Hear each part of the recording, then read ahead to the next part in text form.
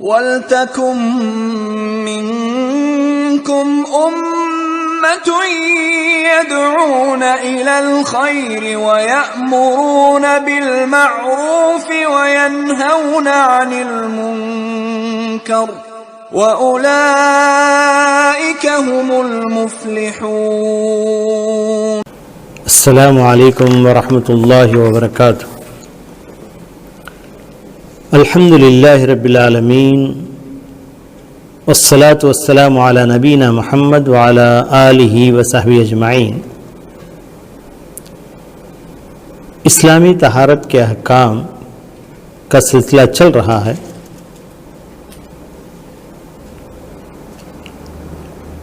اب ہم یہ دیکھنے کی کوشش کر رہے ہیں اپنے ماحول میں کون کون سی چیزیں ناپاک ہیں، یا یوں کہیے کہ کن کن چیزوں کو بغیر پاک کیے استعمال کرنا جائز نہیں ہے۔ ابھی اس سے پہلے والے حلقے میں ایک بات گزر چکی ہے، ماکول اللحم کا بول و براز، یعنی وہ جانور، وہ چوپائے جن کا گوشت ہم کھاتے ہیں، ان کے بول و براز کے بارے میں حکم یہ ہوا کہ وہ ناپاک نہیں ہے۔ تو اس پر قیاس کر کے بعض لوگوں نے یہاں تک کہہ دیا کہ وہ تمام جانور جن کا گوشت کھایا نہیں جاتا ان کا جھوٹا ناپاک ہے، لیکن بات ایسی نہیں ہے، بلکہ جن کے الاصل فی الاشیاء الاباحہ، اس کے تحت ہر وہ چیز جو ہمارے سامنے رہتی ہے اپنی اصلی حالت میں رہتی ہے، یعنی اس کی اصلی حالت ہے کہ وہ پاک ہے۔ اگر شارع کہہ دے کہ ناپاک ہے تو پھر اس کو ناپاک چیزوں میں استعمال کیا جائے گا، شمار کیا جائے گا۔ مثال کے طور پر لعاب الکلب،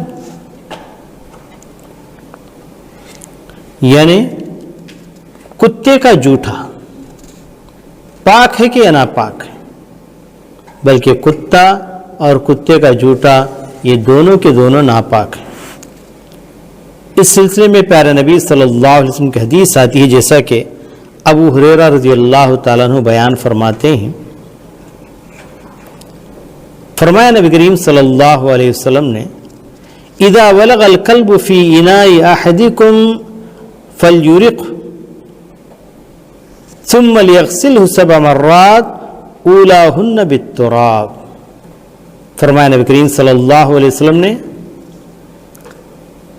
جب کتا تم میں کے کسی ایک کے برتن میں منہ ڈال دیتا ہے تو چاہیے کہ وہ مشروب جو اس برتن میں ہے اس کو گرا دیا جائے،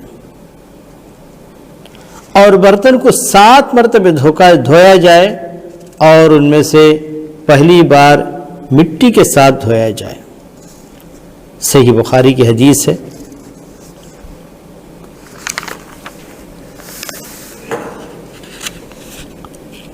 اس کے علاوہ وروث ودم حید، اسی طریقے سے سوکھا ہوا گوبر، لید، جس کو استنجا کے لیے استعمال نہیں کیا جا سکتا، اگرچہ کہ ماکل اللحم کے لید کو ہم نے نجس نہیں قرار دیا،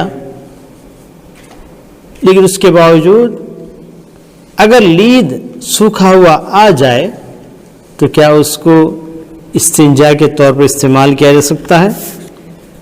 اس سلسلے میں صحیح بات تو یہ ہے کہ اس کو نبی کریم صلی اللہ علیہ وسلم نے رجس کہا ہے،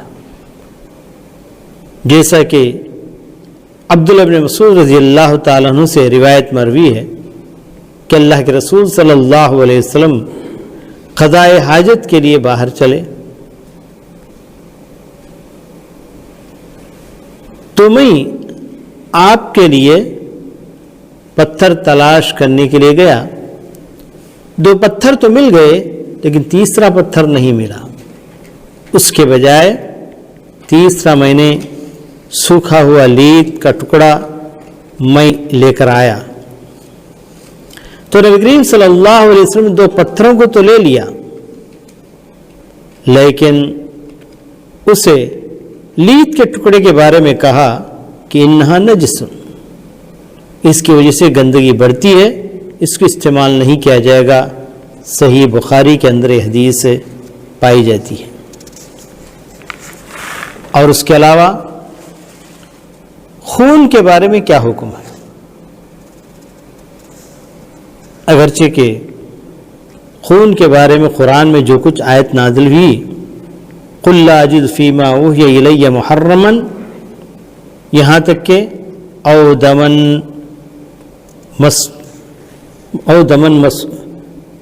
مسفوحا او لحم خنزیر فإنه رجس، یہاں تک کہ کہا گیا کہ وہ خون جو بہنے والا ہے یا پھر خنزیر کا گوشت، فإنه رجس، اس پر قیاس کرتے ہوئے یا اس آیت کے روشنی میں علماء اکرام نے کہا کہ دم مسفوح یہ نجس ہے، ناپاک ہے. لیکن بات ویسی نہیں ہے. حقیقت یہ ہے کہ رجسن یہاں جو کہا گیا ہے وہ خنزیر کے گوشت کے بارے میں کہا گیا ہے، خون کے بارے میں نہیں. اس لیے کہ دوسری روایتوں کے ذریعے اس کے پاک ہونے کی اطلاع ہمیں ملتی ہے. نبی کریم صلی اللہ علیہ وسلم ایک مرتبہ ایک گھاٹی میں اتر پڑے تھے، پڑاؤ ڈالا اور فرمایا نبی کریم صلی اللہ علیہ وسلم نے اس رات کون ہمارا پہرا دے گا؟ تو مہاجرین انصار انہوں نے آپس میں باری باری طے کر لیا کہ ہم رات پہرا دیں گے. مہاجر سے جا کر ایک مہاجر اور ایک انصار دونوں بھائیوں نے پہرے کا کام شروع کیا تھا. مہاجر جا کر سو گئے، انصاری بھائی پہرا دیتے ہوئے نماز کے لیے ٹہر گئے تھے. دشمن نے دیکھا کہ اکیلا ایک آدمی جو پہرا دے رہا ہے انہیں قتل کرنا چاہا. چنانچہ ایک تیر چھوڑا تو تیر آ کر اس انصاری صحابی کو لگا، لیکن وہ نماز کے اندر برابر جاری و ساری تھے. اپنے ایک ہاتھ سے انہوں نے اس تیر کو نکال ڈالا. دوسرا تیر لگا، تب بھی آپ نے اپنے نماز کو جاری رکھا اور تیر نکال ڈالا. جب تیسرا تیر بھی آ کر لگا تو اس کے ساتھ بھی ایسا ہی معاملہ کیا، اور جب نماز ختم ہوئی تو اپنے مہاجر بھائی کو جگایا تو مہاجر بھائی نے دیکھ کر بڑا تعجب کیا، آپ نے اتنی تکلیف کیوں برداشت کی؟ تو آپ پہلے ہی سے نماز چھوڑ دینا چاہیے تھا پہلے ہی تیر کے ساتھ.